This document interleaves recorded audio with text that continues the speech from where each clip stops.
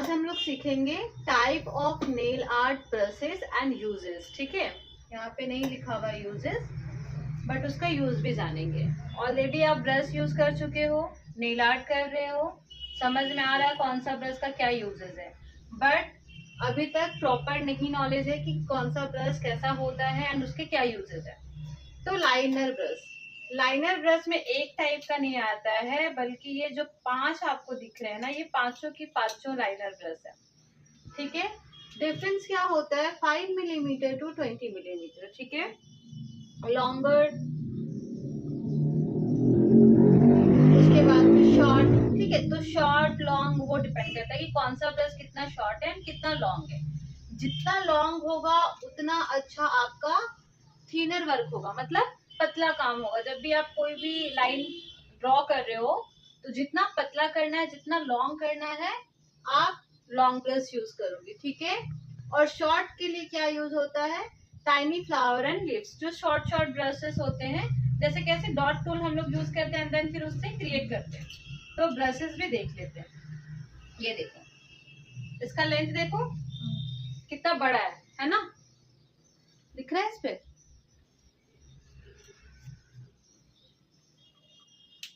फिर अगर दूसरे ब्रश पे जाएं तो ये एकदम शॉर्ट है। ठीक है, आ रहा है समझ में।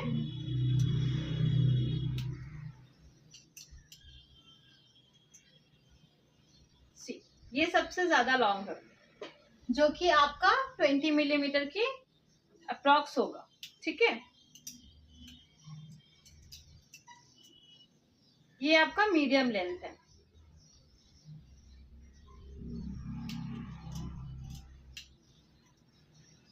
ये आपका भी मीडियम लेंथ है। तो ये जो 8 ब्रशेस है, इससे हम लोग यही समझते हैं कि जितना लॉन्ग होगा उतना थिनर वर्क होगा। ठीक है, और जितना शॉर्ट होगा उतना ही फ्लावर्स या फिर जो भी आपके लिप्स हैं या थोड़े बहुत आर्ट करने के लिए बहुत ज्यादा यूजेस होता है, स्पेशली लाइन भी खींचने के लिए। जैसे कुछ भी मान लो आप मिक्की माउस बना रहे हो, तो मिक्की माउस का जब आउटलाइन करोगे तो अगर शॉर्ट ब्रशेस रहेंगे या मीडियम ब्रशेस रहेंगे तो ज्यादा बेटर होगा। लेकिन जब हम लोग लॉन्ग ये करेंगे, लाइन खींचेंगे, तो उसके लिए क्या होगा, हम लोग को क्या करना पड़ेगा, लॉन्ग ब्रशेस यूज करना पड़ेगा। ठीक है, अब आते हैं flat brush. Blending, colour, petal design and shading के लिए यूज होता है। फ्लैट ब्रश में इस तरह का जो ब्रशेस आता है, ठीक है, ये है फ्लैट ब्रश।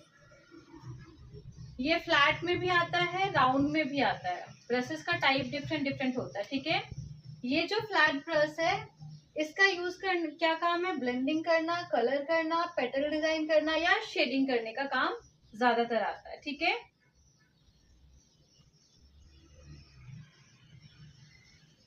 थर्ड क्या है, fan brush. Fan brush makeup में भी यूज होता है।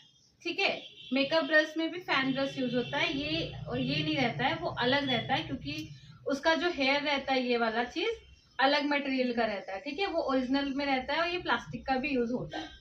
तो इसका क्या यूज होता है, ग्लिटर स्प्लैश करने के लिए। या तो आप ड्राई ग्लिटर को ऐसे करके स्प्लैश करो, या फिर जो आप ग्लिटर अप्लाई किए हो उसको थोड़ा सा स्प्लैश करके डिजाइन बनाओ। ठीक है, इवन डस्ट रिमूवल, जो थोड़ा बहुत डस्ट होता है जब आप वर्क करते हो, तो उसको भी रिमूव करने के लिए ये ब्रश का हम लोग यूज करते हैं।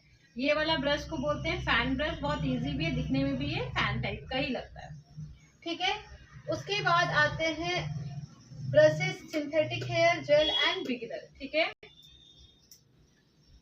नॉर्मली जो ब्रशेस होते हैं वो सिंथेटिक होते हैं, और जेल एंड मतलब जेल अप्लाई करने के लिए जो यूज होता है वो सिंथेटिक ब्रश होता है, स्पेशली किसके लिए, बिगिनर के लिए। उसके बाद क्या, डॉटिंग टूल। डॉटिंग टूल का आप यूज कर चुके हो।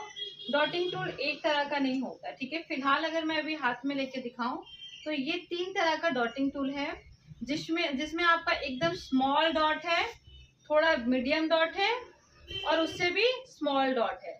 यहाँ पे बिग वाला डॉट नहीं है, जो कि हम लोग के पास है। ठीक है, तो डॉटिंग टूल से क्या यूज होता है, बताओ क्या क्या कर सकते हो आप।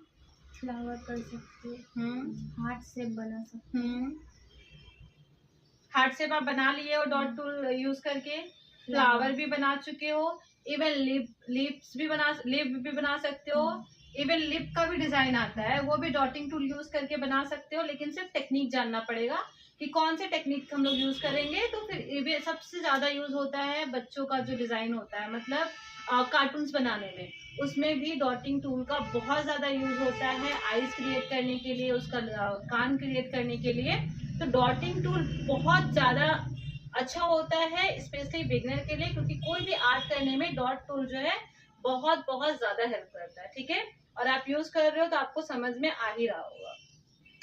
अब आते हैं gel brush. Gel brush normally flat होता है और स्क्वायर होता है, जो कि बिल्डर जेल और जेल पॉलिश अप्लाई करने के लिए यूज होता है। तो हम लोग यहाँ पे जो यूज करते हैं जेल पॉलिश अप्लाई करने के लिए तो ब्रश का यूज नहीं करते हैं, क्योंकि जेल पॉलिश में ही ब्रश होता है तो हम लोग नॉर्मली वही यूज करते हैं। ठीक है, लेकिन बिल्डर जेल अप्लाई करने के लिए हम लोग ये वाला जो ब्रश है वो यूज करते हैं, जो कि ये फ्लैट में है ना, स्क्वायर में नहीं है। ठीक है, एक्रिलिक ब्रश। एक्रिलिक ब्रश का क्या यूज होता है, एक्रिलिक पाउडर प्लस मोनोमर। ये भी आपका ओवल एंड राउंड में आता है। एक्रिलिक ब्रश देखो ये है, ठीक है, ये आपका एक्रिलिक ब्रश है, इसका जो नंबर है ये 10 है एंड इसका जो नंबर है वो 8 है। ठीक है, एक्रिलिक ब्रश में अगर छोटे स्पेस में यूज करना है एक्रिलिक पाउडर तो क्या करोगे आप, छोटा ब्रश यूज करोगे, छोटा नंबर वाला।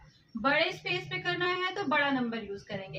एक्रिलिक बहुत सावधानी से यूज करना होता है एंड मोनोबार भी बहुत सावधानी से यूज करता है। इवन आफ्टर यूज आपको इसको मोनोबार में डिप करके क्लीन करना पड़ेगा, अदरवाइज ये ब्रश जो है वो खराब हो जाता है, क्योंकि वो बहुत हार्ड हो जाता है।